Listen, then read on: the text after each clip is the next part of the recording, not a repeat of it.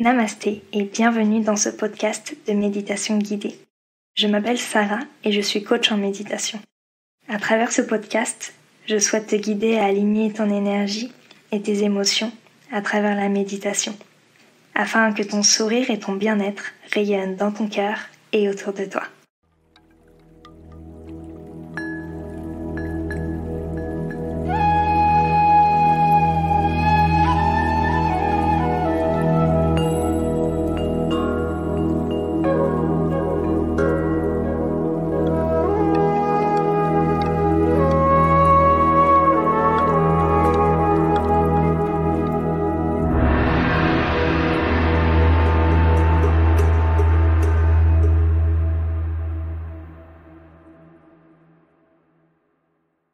Aujourd'hui, j'ai le plaisir et l'honneur de retrouver Pêche sur ce podcast, cette interview. On a fait une petite interview déjà la semaine dernière ensemble et du coup d'avoir ton point de vue et ton ressenti par rapport à la méditation, ça me fait super plaisir en tout cas de t'avoir ici. Donc merci pour ta présence et ta confiance. Pêche, moi ça fait quelques années déjà que je te suis. Ça fait quelques années déjà que je te suis et j'aime bien voir l'évolution, de voir un petit peu comment ça se passe pour toi et de voir grandir en tout cas les personnes qu'on suit depuis longtemps. Ça fait toujours plaisir en tout cas de t'avoir sur ma chaîne maintenant, de pouvoir te parler en direct. Comment vas-tu? Très bien. Et toi, comment ça va, Ça Sarah? va? Et juste avant que tu me répondes, je me permets de te dire merci. Merci pour ces mots, merci pour cet honneur, merci pour cet échange qu'on va avoir. Ça me fait du bien aussi d'échanger avec toi. Voilà, comme je te disais aussi sur le podcast, du coup, qu'on a enregistré pour ma chaîne à moi, on va dire. Tu es une femme qui m'apporte toujours beaucoup de lumière, beaucoup de douceur, de bonheur. Donc voilà, ça me fait encore plaisir de te retrouver ici aujourd'hui et encore plus que tu m'aies invitée aussi pour papoter maintenant. Merci. C'est plein d'amour, plein de bonnes vibes pour cette interview, c'est chouette. Est-ce que tu peux te présenter en quelques mots pour ceux qui ne te connaissent pas encore? Ouais, alors je pense que tu le sais, je pense que les gens qui me connaissent le savent, je n'aime pas les cases. J'ai du mal à me dire oui, je suis ci, je suis ça. Si je dois résumer pour quand même que ce soit compréhensible, parce que sinon c'est un peu compliqué, je suis coach d'entrepreneurs. Donc j'accompagne essentiellement les femmes à croire en elles, à avoir un état d'esprit positif et à développer un projet épanouissant, pérenne et surtout aligné avec leurs valeurs, avec qui elles sont. Donc voilà, on travaille sur à la fois de l'entrepreneuriat, mais aussi et surtout du développement personnel, du bien-être. Donc c'est vraiment un mix d'un peu plein de choses, et, toujours très, très, très humain en fait, j'ai envie de dire. Je me connecte vraiment facilement avec les gens et il n'y a aucun coaching qui se ressemble. Et c'est ça qui est merveilleux. Je suis passionnée par l'humain, par la vie en règle générale. Et du coup, à chaque fois, ça me remplit de l'intérieur de voir toutes ces femmes se découvrir, s'ouvrir, s'épanouir et développer des projets absolument magnifiques. Ça se ressent, la passion. Ça se voit là, tout de suite avec ton sourire et l'énergie que tu dégages. Et je te comprends de se mettre dans une case. En plus, quand on est entrepreneur, on a tellement de casquettes que c'est difficile de dire, bah voilà, je suis coach ou je suis guide méditation, alors qu'on sait qu'on fait plein de choses à côté. Donc, c'est pas un exercice facile quand on demande de se présenter en quelques mots. Et puis surtout que là, on est resté dans la sphère professionnelle.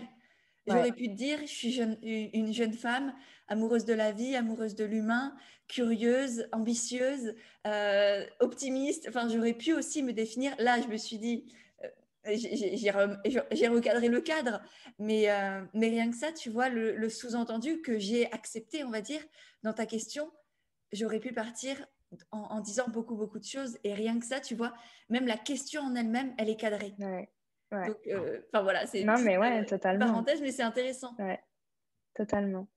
Ouais, c'est vrai. Faudrait trouver une autre façon Mais c'est très français, tu vois. d'approcher. Ouais. Souvent, on dit, en France, on demande, quand on se présente, on rencontre compte quelqu'un, oui, qu'est-ce que tu fais dans la vie? Et dans Mm. d'autres pays, notamment dans, je ne sais plus quel pays, mais en Asie, on demande, qu'est-ce qui te rend heureux? Ouais, Et je trouve ça c'est vrai. magnifique. Ouais. Mais je sais pas si tu as déjà vu, il y a plein de petites photos, de templates et tout, trop mignonnes. Quand quelqu'un demande qu'est-ce que tu fais dans la vie, et bah, tu as beaucoup de personnes qui disent bah, je suis heureuse. Ouais. où je suis un peu badass parce que, enfin voilà, je fais ça et ça. Et je trouve que, tu vois, c'est une des meilleures réponses parce qu'en soi, oui, qu'est-ce que tu fais dans la vie? Bah, ouais, Je tu vis vis en fait. déjà. Je vis, Donc, je ouais, c'est kiffe déjà chaque pas mal. journée et je me réveille et je vois ce qui se passe, quoi. Ouais. C'est ça. Donc, ouais, c'est une belle façon de voir les choses. Écoute, merci pour cette. Ouais, je vais essayer, je tournerai ma phrase différemment parce effectivement, il y a tellement plus que. Mm. Et Ouais. moi, autre chose qui est hyper intéressant, ce que moi j'adore faire, c'est demander les valeurs de la personne. Je Hum. trouve que ça en dit beaucoup plus que le métier, que l'activité professionnelle. Quelles sont tes valeurs alors? Ouais. Ah, ah ouais, l'honnêteté, l'indépendance, la curiosité, la bienveillance, l'amour, euh, Hum. l'ambition. Il y a beaucoup, beaucoup de choses. C'est ouais, c'est un mélange. Et puis, je crois que ça dépend aussi de mon énergie et des temps de ma vie. Il y a des moments où je suis très dans l'indépendance, dans la liberté, dans l'ambition. Et il y a des moments où je suis beaucoup plus dans l'amour, dans le partage, dans l'entraide, dans la bienveillance. Non pas que les uns empêchent les autres, hein, pas du tout. Ils sont pas, pour moi, ils se complètent tous parfaitement. Mais je trouve que voilà, selon mes projets, selon mes envies, selon ce que j'accueille dans ma vie, eh ben, il y a des choses qui sont plus ou moins importantes. Ouais. Équilibrer un peu les énergies. Ouais. Et toi, en tant qu'entrepreneur, en tant que coach, en tant que femme, est-ce que tu pratiques la méditation? Ouais. Ouais. Tu as découvert la méditation à une... quand est-ce que tu l'as découverte? Ouais. Je crois en fin de classe préparatoire Mm. aux grandes écoles, donc durant mes études, à un moment où ça allait pas du tout. Et il y a un moment où je m'étais complètement oubliée sur plein de points de ma vie et,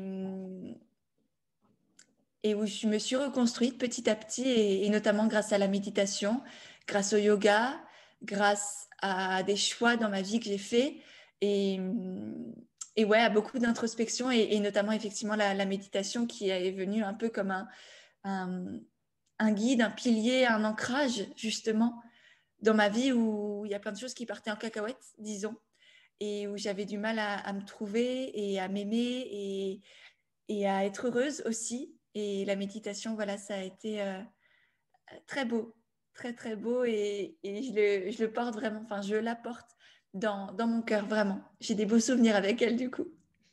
Et quel type de méditation tu as découverte? Avec quoi tu as commencé? Ouais, avec des applis, je pense que comme Ouais. beaucoup, je crois qu'à l'époque c'était Petit Bambou. Ok. Et je pense qu'elle existe toujours, hein, qu'elle plaît beaucoup. Enfin, moi, elle me plaisait beaucoup. Donc, des méditations guidées de quelques minutes parce que en classe prépa, t'as pas le temps. Et donc, je me forçais à trouver ce temps-là, quelques minutes. Alors, pas tous les jours, mais voilà, le plus souvent possible ou quand je sentais vraiment que ça allait pas du tout. Et tu pratiques encore aujourd'hui? Ouais, Je pense pour d'autres différemment, raisons, du coup. pour d'autres raisons. Ouais. Ouais.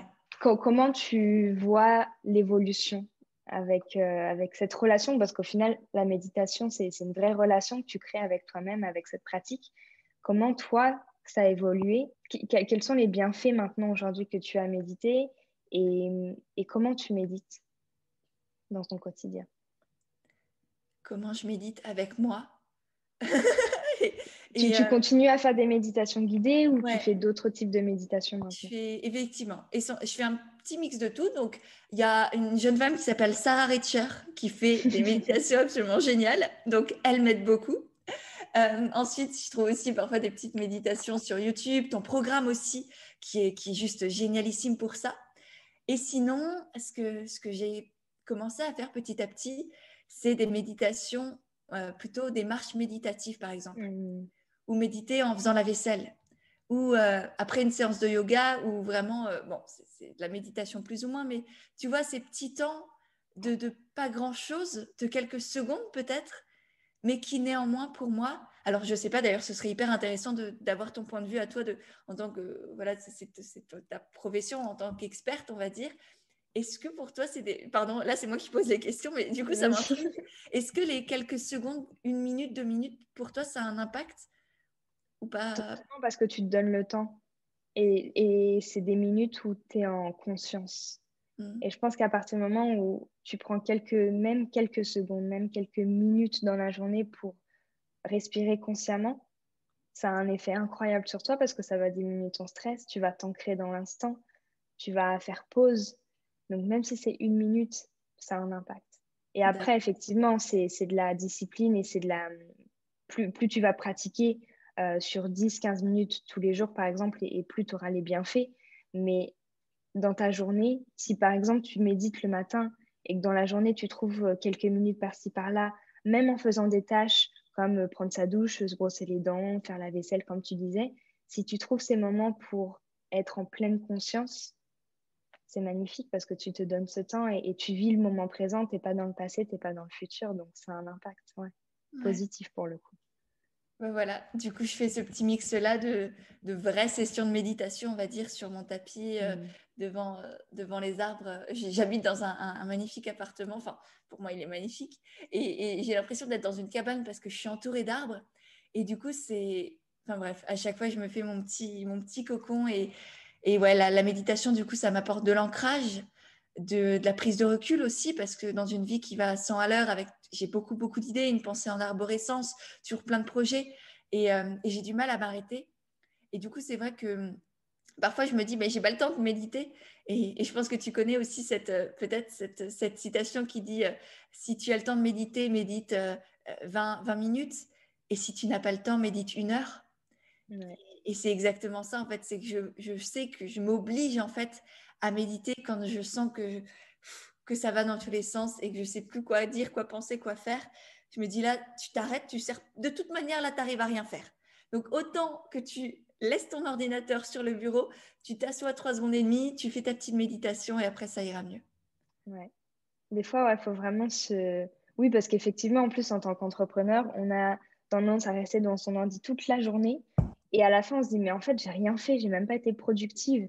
Et c'est horrible parce on va s'en vouloir, on va se flageller, se dire, bah putain, merde, enfin, j'aurais peut-être dû faire ça, j'aurais dû faire ça. Alors que des fois, il suffit effectivement quelques secondes, quelques minutes de pause pour recentrer un peu ses idées, recentrer son mental, apaiser son corps. Et après, tu vois, on peut se remettre au travail. Mais je pense qu'effectivement, alors pas forcément s'obliger, parce que du coup, c'est quelque chose qui va un peu à l'encontre de ce que tu veux vraiment, mais plutôt se donner l'opportunité de se dire, OK, là, en fait, j'ai le droit. Je me donne la permission de prendre 10 minutes.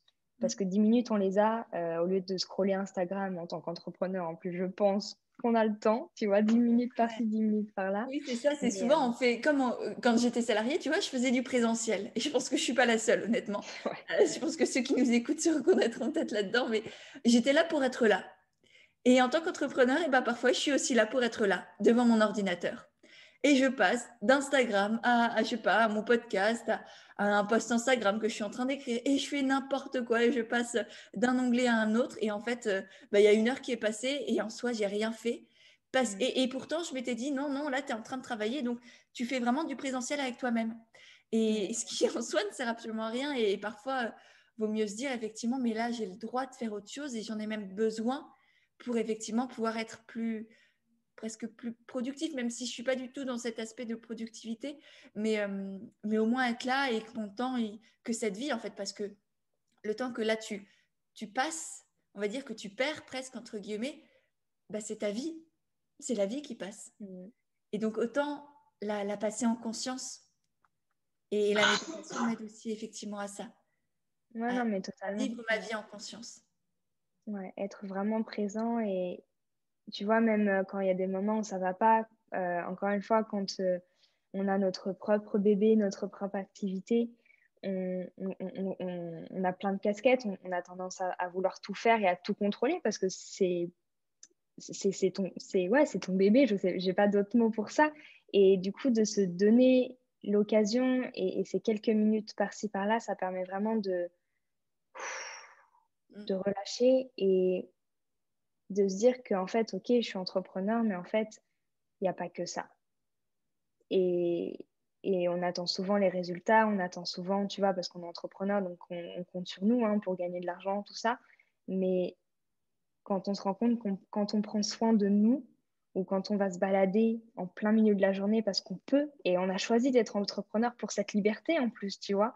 Donc, c'est bien aussi de remettre en perspective et de se dire, OK, je suis entrepreneur, pourquoi j'ai voulu faire ça au début? Ah oui, pour la liberté. Ah oui, pour ci. Ah oui, pour aider, mais aussi, du coup, il y a plein d'autres choses. Mais OK, j'ai la liberté d'aller faire 10 minutes de pause. Tout à fait. Et Et puis ce que je répète souvent aussi à mes coachés, c'est que t- quand on prend soin de soi, on va prendre soin des autres, on aura beaucoup plus mhm, d'énergie aussi dans ce que l'on va créer, dans ouais, ce que l'on va offrir, dans les prestations que l'on va proposer aux autres. Et j'ai plein totalement. de femmes que j'accompagne qui se sont complètement oubliées parce qu'elles étaient dans je donne, je donne, je donne, j'oublie de me remplir. Et toi, l'autre fois, on avait fait un live Instagram ensemble et tu avais cette belle métaphore de la coupe que l'on doit remplir soi-même pour pouvoir donner aux autres quand elle déborde. Et c'est effectivement, c'est très, très beau. Et tu ne peux pas, enfin, ce que tu offres en tant qu'entrepreneur dans tes prestations, dans tes produits, dans tes services, c'est aussi et surtout ton énergie. Dans quelle énergie tu as fait tout ça? Dans quelle intention? Quelle intention tu avais quand tu as créé, quand tu as fait, je ne sais pas, un soin Reiki, quand tu as fait une séance de sophrologie, quand tu as créé un Ouais, bijou? C'est cette énergie-là, cette intention qui va se ressentir, qui va être, enfin, qui va être accueillie par la personne qui va s'offrir ta prestation ou ton produit. Et donc, c'est à toi de faire en sorte d'avoir la meilleure énergie possible pour la transformer, enfin, pour la transvaser, on va dire d'une certaine manière, la transmettre à la personne en face. Même ouais. si c'est pas conscient, même si ça ne se voit pas. C'est pas parce que ça se voit pas que ça n'existe pas. Et c'est vraiment ça qui va faire en sorte aussi euh, que les bénéfices, on va dire, de ce que tu offres, de ce que tu proposes, vont être décuplés. Tu fais pas juste une pauvre séance de sophrologie, de reiki ou de yoga. Non, C'est ça va tu y bien plus mets loin de que ça. toi en fait. Mhm. C'est ça ce que la personne elle vient chercher chez toi. Et donc plus les entrepreneurs vont être alignés avec, et c'est pour ça que je parle tellement d'alignement, c'est parce que plus on est aligné avec soi-même, dans une belle énergie, qu'on a envie de transmettre, qu'on fait les choses pour les bonnes raisons, on va dire, dans l'abondance, pas dans la peur du manque, et ben plus c'est cette énergie-là qui va se ressentir, et plus on aura de clients. Parce que Mm. justement, elle va se voir, enfin elle va se pas se voir justement, mais Elle va se ouais, ressentir. ça Mm. va se ressentir, il n'y a pas d'autre mot. Ouais. Et du coup, toi, tu parles d'alignement. Est-ce que la méditation, ça permet, quand ouais, on est entrepreneur, qu'on a 36 000 projets, quand on a plein de clients, quand ça permet de s'aligner un petit peu, pour toi en tout cas, dans ton expérience? Ouais, moi ça me permet notamment de me connecter à mon intuition et de faire le tri dans mes pensées. Enfin, Mm. c'est deux choses différentes, mais euh, déjà, ouais, mon intuition, c'est lui laisser de la place. Au lieu de laisser mon mental, mon ego et mes peurs, parce que j'en ai aussi, qui vont, qui viennent, bah justement, laisser de la place à cette petite voix qui est en moi, à ma voix du cœur, parce que je parle beaucoup avec le cœur. Enfin, c'est, voilà, je ne sais pas si tu connais l'énéagramme, mais c'est, on va dire, un outil de développement personnel. Et il y a il y a trois grands types différents. Il y en a un qui, dans la tête, dans le ventre et dans le cœur. Et moi, je fais partie de ceux du cœur. Et c'est vrai que, je ne sais pas, j'en ai pris conscience grâce à ça. C'est que je monte tout le temps mon cœur quand je parle. Je ne sais pas si tu as remarqué dans mes stories Instagram, je pose mes mains sur mon cœur en parlant. Enfin, je fais des gestes comme ça. Et maintenant, quand je regarde mes stories, je le vois. Et en fait, c'est ça. Et j'ai appris à faire de la place à cette belle petite voix. Et c'est pas une petite voix, c'est ma voix, en fait, maintenant. C'est plus la petite voix qui chuchote, c'est ma voix qui parle. Ouais. Donc, ça me permet de me reconnecter à elle et de lui donner justement l'espace de parler, de s'exprimer. Elle a sa place, tu vois. Je lui donne sa Mm. place, notamment grâce à la méditation. Mm, c'est beau. Et tu parlais de faire du tri aussi dans tes pensées. Ouais, ça aussi, Ouais. ça m'aide beaucoup parce que bah, parfois on a les petits soucis du quotidien, etc. Et voir en fait qu'est-ce qui me préoccupe. Comme à la place que ça vienne le soir pour éviter ça qui t'empêche de t'endormir, tu vois, je pense qu'on a tous ces pensées de merde là qui viennent le soir, qui sont des petites broutilles parfois ou pas, ou des gros problèmes, mais qui reviennent. Bah, la méditation, ça me permet de retrouver cet état de conscience non consciente, enfin un peu d'entre-deux. Et du coup, de faire le tri, voilà, ok, ça me préoccupe, donc ce serait bien que je m'en occupe dans la journée, comme ça ce soir, je ne vais pas y Mm. penser.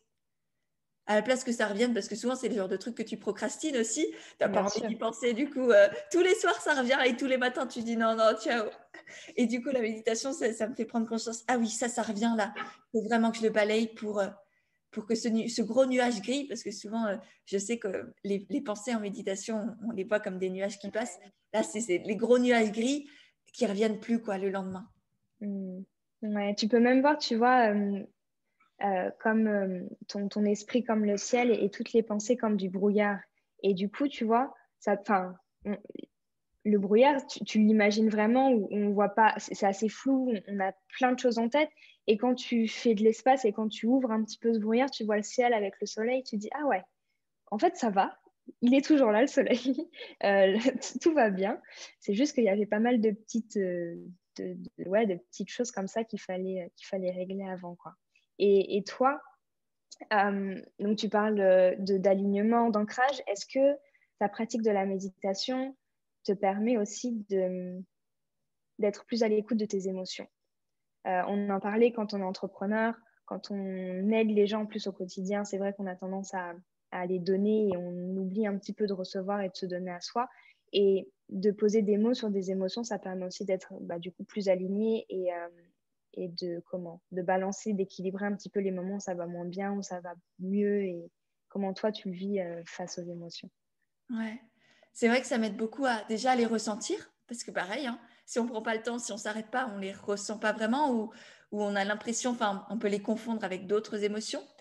Et alors, d'une part, de les ressentir, de les accueillir et d'aller aussi déceler, est-ce qu'il y a plusieurs émotions qui se cachent derrière? Parce que souvent, et on en parlait aussi, je crois, l'autre fois, justement, dans le podcast qu'on a enregistré pour chez moi, on va dire, entre guillemets, que souvent, on se rajoutait des émotions par-dessus une première émotion qu'on n'a pas envie de voir, qui est vraiment hyper désagréable. Et du coup, par-dessus, on rajoute une émotion. Et du coup, ça me permet de faire ce tri-là, de voir qu'est-ce que j'ai l'impression de ressentir, quelle est l'émotion que j'ai rajoutée et quelle est l'émotion principale ou quelle est la peur, quelle est la croyance, qu'est-ce qui se cache derrière tout ce que je ressens. Donc, en fait, ça me permet d'aller creuser derrière tout ça, de faire vraiment de l'introspection. Et c'est vraiment très puissant parce que souvent, je décèle des peurs et des peurs qui reviennent constamment et ça me permet aussi d'aller me dire, ah oui, cette peur-là, elle revient encore et encore et encore. Et c'est pas grave, mais elle est là et elle arrive à plein d'endroits différents et elle suscite plein d'émotions différentes. Et voilà, dans telle situation. Et souvent ça, par exemple, j'ai une grosse peur, c'est celle de décevoir.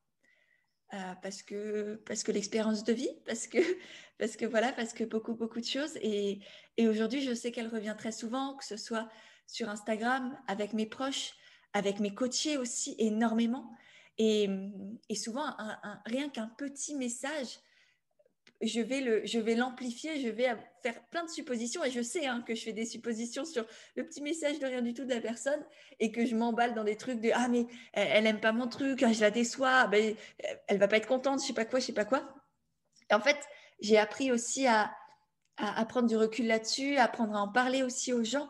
Donc ouais, ça m'aide énormément à ressentir, à accueillir, à accepter et à avancer avec toutes mes émotions. Ouais. Et on en parlait aussi la dernière fois, au lieu de réagir, on répond aussi quand on médite. Parce que du coup, comme tu le disais, tu prends le temps d'écouter, de voir un petit peu ce qui se cache derrière cette émotion, de mettre des mots dessus, parce qu'on ne nous a jamais appris à poser des mots sur une émotion. On nous a appris à les mettre de côté, à les enfermer, entre guillemets, et à pas mettre de mots dessus. Donc la méditation, ça te permet de faire ça et de prendre le temps de répondre et d'avoir peut-être un meilleur dialogue avec soi-même. Et d'éviter de trop culpabiliser aussi parce que on a tendance aussi à beaucoup culpabiliser. Et encore une fois, par rapport à toi, ton expérience et tes coachés, ton entreprise, etc., on se met une pression énorme parce que, encore une fois, il n'y a que nous et c'est notre bébé et on a envie que tout se passe bien. Donc, je pense que ça permet aussi de lâcher prise et de souffler un peu. Ouais. Et de voir aussi Ouais. les belles facettes des émotions. Mais oui, prendre aussi les belles facettes. Par exemple, si on reste sur les émotions, on va dire de base, les vraies émotions, la colère, la tristesse, la joie, etc.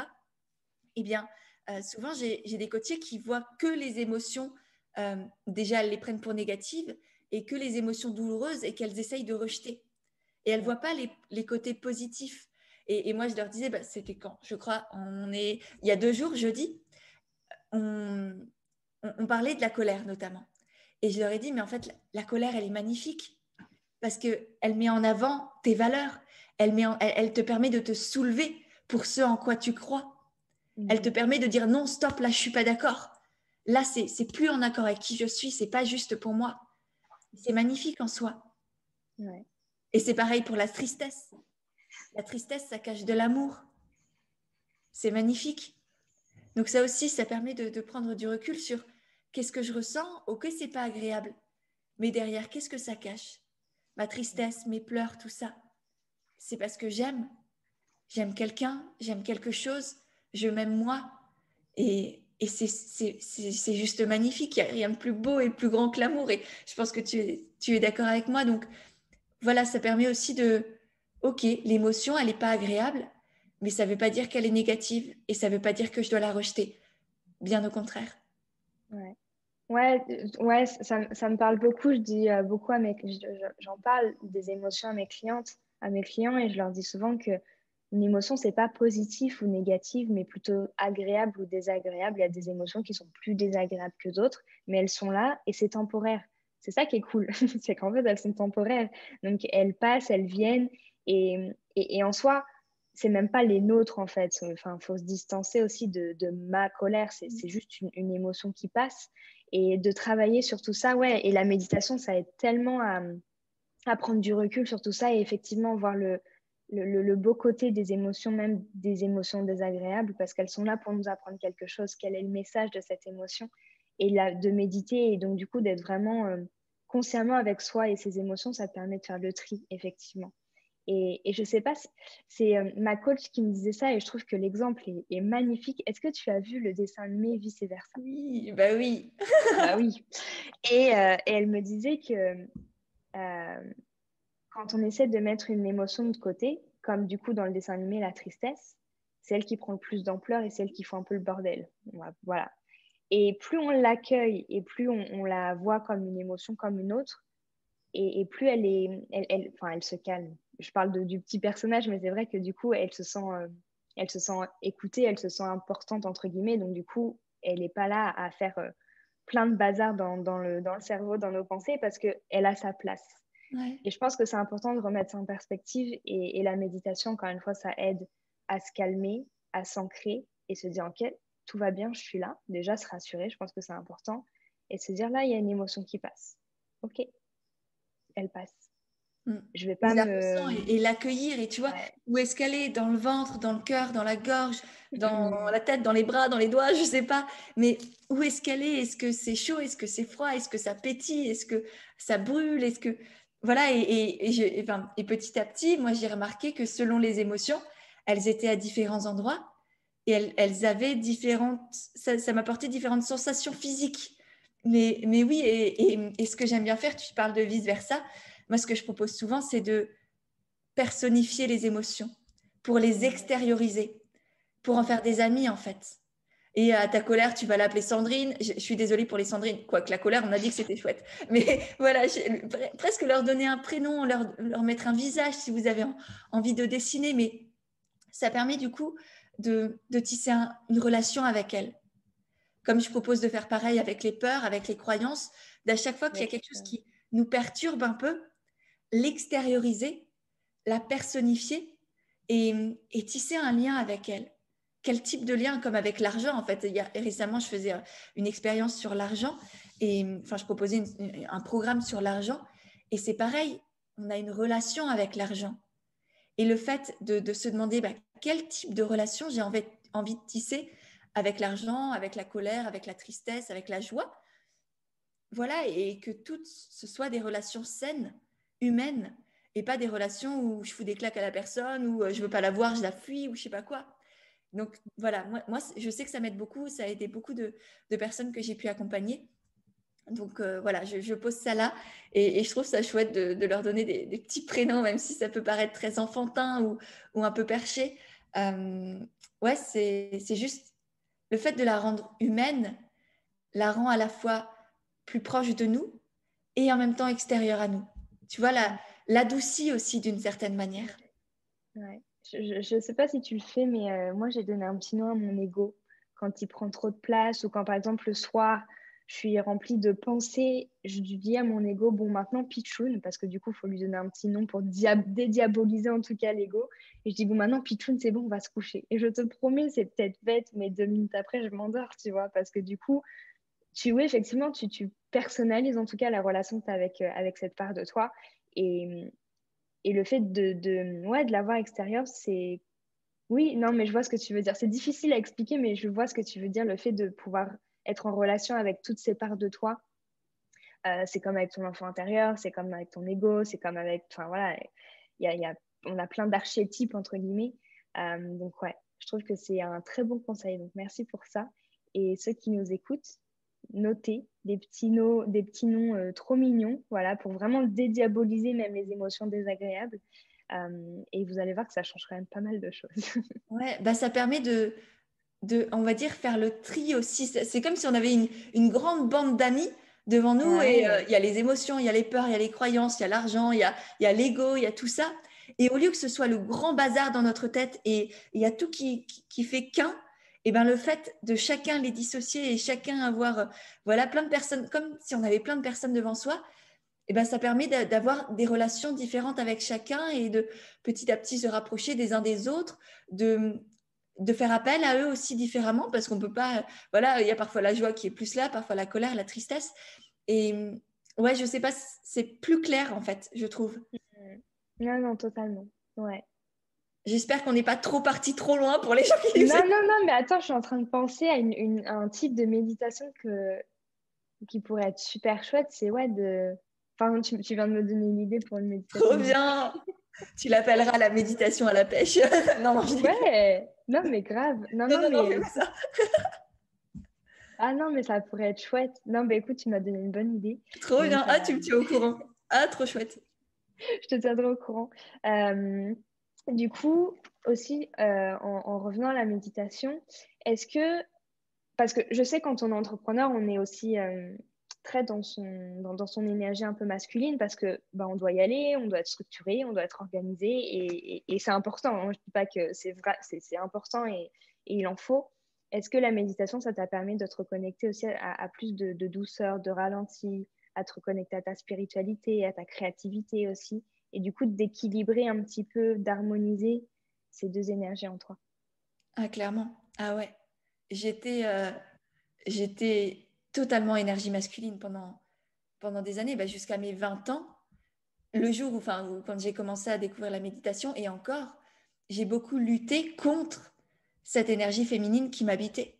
Je voulais pas la voir, je voulais pas la ressentir, je voulais être une battante. En classe prépa, enfin, je ne m'étais pas laissé le choix. Peut-être, j'allais dire, j'avais pas le choix, mais en fait, si, on a toujours le choix. Mais pour moi, c'était la question ne se posait même pas. Je ne conscientisais même pas que je pouvais ralentir, que je pouvais faire autre chose, que je pouvais échouer, que je pouvais ne pas aller bien parfois. Enfin, il y avait plein de choses comme ça qui n'étaient pas concevables pour moi. Et effectivement, la méditation, le fait de... Bah, au début, tu disais qu'il ne faut pas s'obliger, mais moi, au début, c'était... Je m'obligeais à le faire parce que je savais, c'est comme une séance de sport. Parfois, enfin, il y a autre chose derrière que juste la motivation. C'est une certaine régularité, un certain, on va dire, cadre à s'imposer parce que je savais que les bénéfices derrière étaient incroyables. Mais avant d'aller sur le tapis, j'avais pas envie, quoi. Et pourtant, oui, je savais à quel point ça pouvait m'ouvrir, m'apaiser, me déstresser. Alors à cette époque-là, la créativité, je connaissais pas. Hein. Enfin, je connaissais plus hein, parce que j'avais été une petite fille très très créative et j'avais pas conscience que ça me manquait et la part de créativité est revenue plus tard, notamment grâce à l'entrepreneuriat. Mais c'est vrai que oui, clairement, ça m'a permis de me reconnecter à cette énergie féminine, apprendre à ralentir, apprendre à être, tu vas retrouver le fait d'être et non pas de faire et non pas de paraître et non pas et non pas d'être dans le futur, être ici maintenant et vraiment être, ouais. Ouais. Ah, c'est beau. C'est beau. Donc, c'est possible d'être entrepreneur, d'avoir son propre business et de pouvoir ralentir et d'être aussi dans son énergie C'est pas carrément plutôt possible, c'est féminine. carrément nécessaire. Ouais. Si on veut Merci. tenir sur le long terme, si on veut, Mm. parce que quand on est entrepreneur, on entreprend pourquoi, pour qui avant tout? Pour nous. Si on entreprend pour les bonnes raisons, c'est pas pour les autres. Les autres, ils sont extrêmement importants. Mais il faut que ce soit avant tout pour nous. Et je dis souvent qu'on a deux pourquoi quand on est entrepreneur. On a le pourquoi externe, donc pour les autres, parce que je suis altruiste, parce que j'ai envie d'avoir un impact, d'aider le monde, voilà, de changer les choses. Et c'est génial. Et moi, la première, je l'ai aussi. Et toi, Sarah, je sais que tu l'as aussi. Mais il y a aussi un pourquoi interne qui est, on va dire, un peu plus égoïste, entre guillemets, mais qui nous nourrit de l'intérieur. Et on revient à la même chose que je disais tout à l'heure, il faut se nourrir de l'intérieur, se remplir au niveau psychologique, au niveau mental, avec des connaissances, avec des formations, avec des énergies, des émotions qui nous nourrissent et qu'on peut ensuite retransmettre aux autres et au monde pour justement avoir ce bel impact sur tout ça. Donc, il y a vraiment ces deux pourquoi-là à développer qui sont extrêmement nécessaires. Et la méditation aide notamment à retrouver ce pourquoi interne et se reconnecter vraiment à soi et à faire les choses, pas juste... En fait, et quand on pense faire les choses pour les autres, en fait, c'est juste l'ego qui parle. C'est l'ego qui a envie d'exister. C'est l'ego qui a envie d'être aimé. Et c'est l'ego qui a peur de ne plus être là.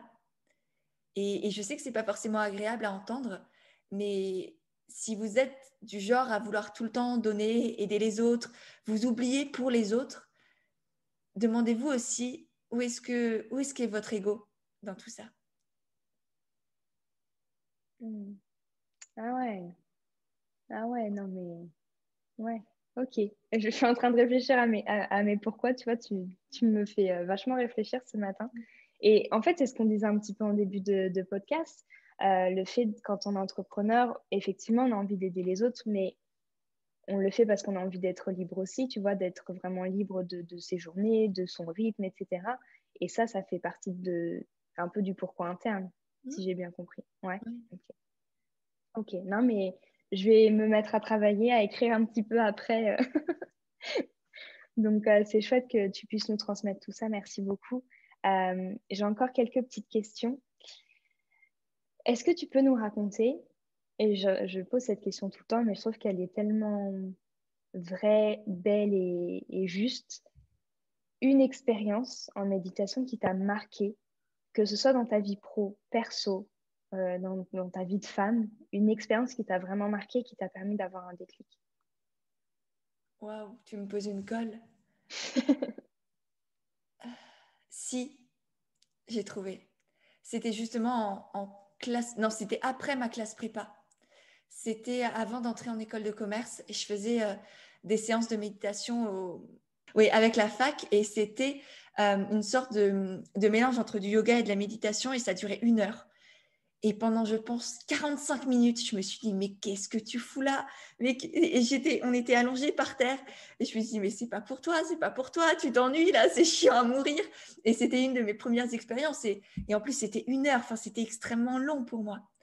Et je crois qu'à la fin, au bout de 45 minutes, je suis passée dans un état de conscience complètement différent. Je pense que c'était, je ne sais plus si c'était la musique ou la prof qui avait eu des paroles différentes, mais ça m'a transportée et je suis sortie de là dans un état complètement lessivé et en même temps apaisée, sereine, ouverte.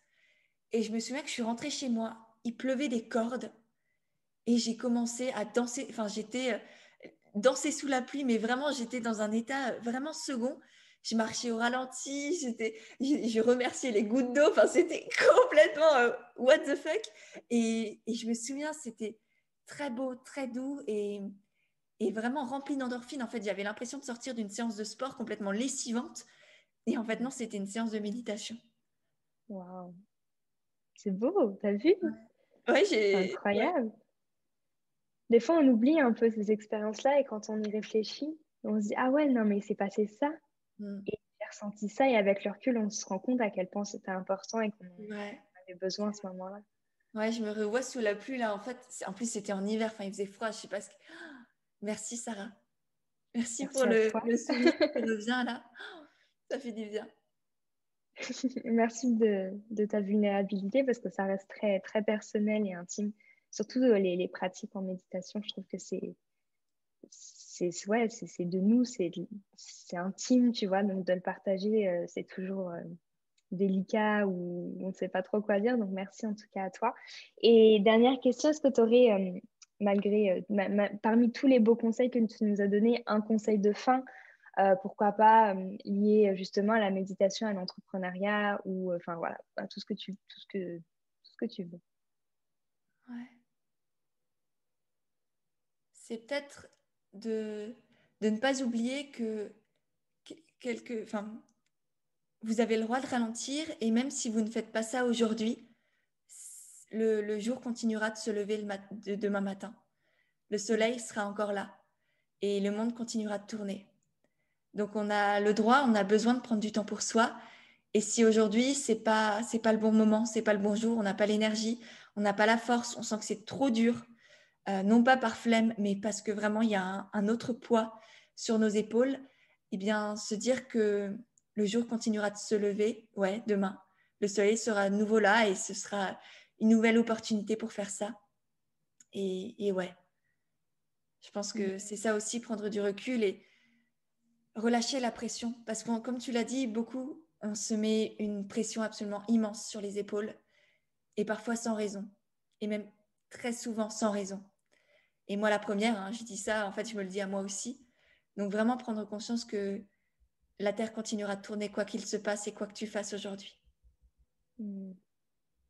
Merci. Merci pour ce beau conseil de fin, pour toutes ces pépites et ces beaux conseils que tu nous as donnés tout le long de cette interview, pour ton énergie et de montrer quoi, que tout est possible et que chaque personne a son propre chemin et ça inspire tellement. Et tu vois, moi, la première, je suis inspirée par cette conversation et je sais que j'aurai un peu de travail d'introspection à faire après, tu vois, donc c'est super chouette. Donc merci d'ouvrir en tout cas les consciences et ouais, merci. Je n'ai pas d'autres mots. Merci. Merci à toi, Sarah. Effectivement, comme tu l'as dit, tout est possible. À partir du moment où on y croit, où on le décide et où on s'en donne les moyens, tout est possible, absolument tout. Et on est tous capables de tout, vraiment. Oh. Merci d'avoir écouté le podcast jusqu'à la fin. Je suis ravie de partager ces moments avec vous toutes les semaines et de pouvoir vous inspirer à travers les personnes que j'interviewe. Merci à vous pour votre écoute, votre soutien quotidien. Je vous dis à la semaine prochaine pour un tout nouvel épisode. N'hésitez pas à partager et à écrire un petit commentaire sympa sur le podcast. Je vous dis à la semaine prochaine. Je vous fais plein de gros bisous.